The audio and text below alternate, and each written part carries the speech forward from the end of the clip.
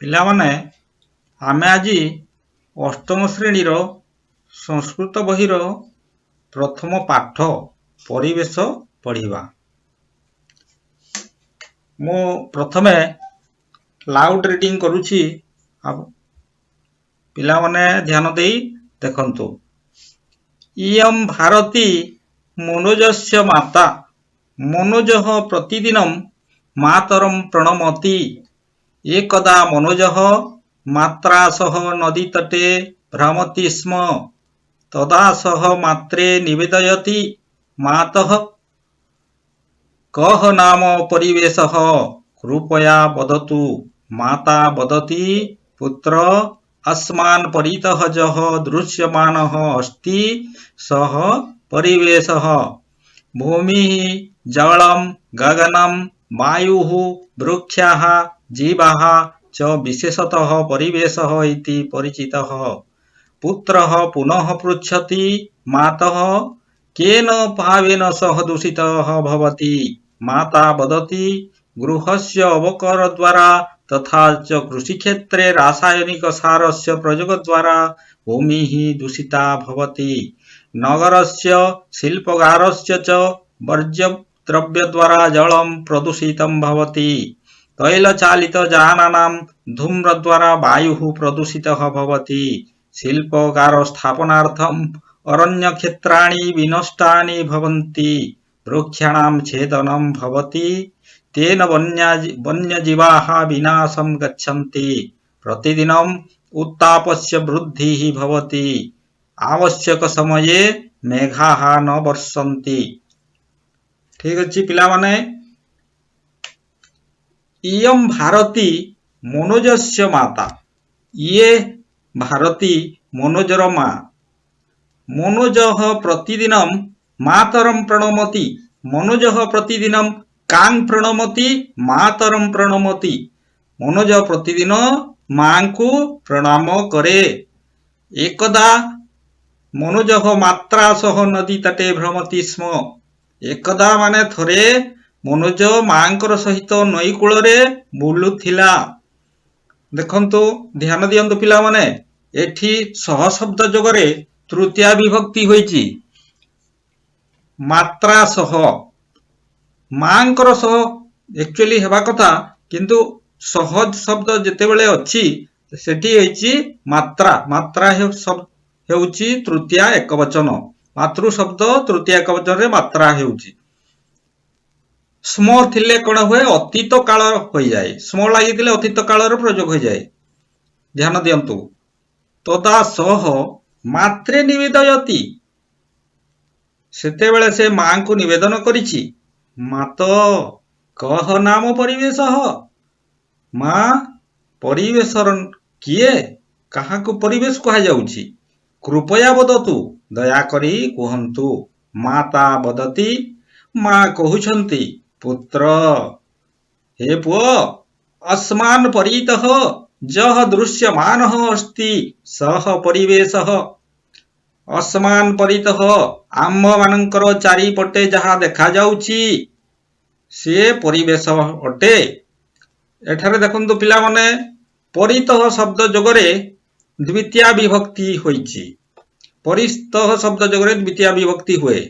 आम्भ मानकर चारिआडे तो कोण हेबा कथा, षष्ठी बहुवचन हेबार कथा।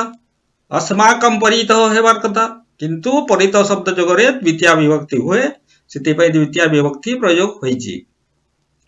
भूमिः, जलं, गगनं, वायुः, वृक्षाः, जीवाः च विशेषतः परिवेशः इति परिचितः। भूमि, जल, गगन, वायु गछगुड़िक जीव माने परिवेश बोली परिचित।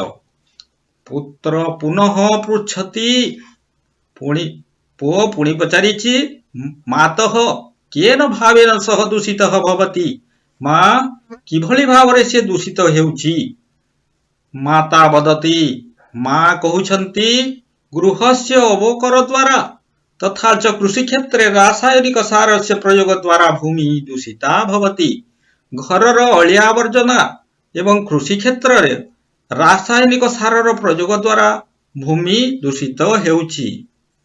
नगरस्य शिल्पकारस्य च वर्ज्य द्रव्य द्वारा जलम प्रदूषित भवति नगरर एवं शिल्पकारर वर्ज्य द्रव्य द्वारा जल प्रदूषित हेउछि तैल चालित यानानाम माने तैल चालित यान मानकर धूम्र द्वारा धुआं द्वारा वायु प्रदूषित भवति वायु प्रदूषित हेउछि शिल्पगार स्थापनार्थम अरण्य क्षेत्राणि विनष्टानि भवन्ति शिल्पगार स्थापन पई अरण्य क्षेत्र गुड़िक विनष्ट करि देउछन्ति वृक्षाणाम छेदनम भवति गछ मानकर छेदन हेउछि गछ मानकु काटी दिया जाउछि तेन वन्यजीवाः विनाशम गच्छन्ति ताहा द्वारा वन्यजीव माने विलोप पाई जाउछन्ति वन्यजीव माने मरि जाउछन्ति प्रतिदिन उत्तापस्य वृद्धि भवति प्रतिदिन उत्तापर वृद्धि हेउछि प्रतिदिन उत्ताप बढ़ी चलीछि आवश्यक समय मेघाः न वर्षन्ति आवश्यक समय रे मेघ माने वर्षा करू नाहंती पिला माने एगला प्रथम अनुच्छेद तापरे आमे आसीबा द्वितीय अनुच्छेद को लाउड रीडिंग पढुछि ध्यान दे देखंतु पुत्रः मातुः सकाशात् परिवेशस्य प्रदूषण विषयं जानाति सः पुनः मातरं पृच्छति परिवेशः कथं सुरक्षितः भवेत् माता वदति यदि वयं गृहस्य शिल्पगारस्य च अवकरान् इतस्ततः न क्षिपामः निर्दिष्टे स्थाने स्थापयामः वृक्षाणां रोपणं कुर्मः अनावश्यकं वस्तुं त्याजामः तर्हि परिवेशः सुरक्षितः भवेत् मातुः कथनेन पुत्रः सन्तुष्टः भवति मातरि तस्य अधिकः विश्वासः अस्ति अतः नूनम् अहं 10 वृक्षान् रोपयामि परिवेशस्य सुरक्षां च करोमि इति सः शपथं नयति माता आनंदेन पुत्रम् अनुजम् आलिंगति अतः वक्तुम् उचितम् वृक्षः रक्षति रक्षितः पिला माने आमे द्वितीय अनुच्छेद को विश्लेषण करिबा पुत्रः मातुः सकाशात् पुओ मांकर ठारू मांकर सकाशरू परिवेशर प्रदूषण विषय जानिछि सह पुनः मातरं पृच्छति से पुणी मां को पचारिछि परिवेशः कथम सुरक्षितः भवेत् परिवेश किभली भावरे सुरक्षित हेबा उचित माता वदति मां कहुछन्ति यदि वयं गृहस्य शिल्पगारस्य च अवकरान् इतस्ततः न क्षिपामः निर्दिष्टे स्थाने स्थापयामः वृक्षाणां रोपणं कुर्मः अनावश्यकं वस्तुं त्याजामः तर्हि परिवेशः सुरक्षितः भवेत् मां कण कहउछन्ति यदि आम्भे माने घरर एवं शिल्पगारर अवकार वर्ज्य वस्तु एणे तेणे न फिंगी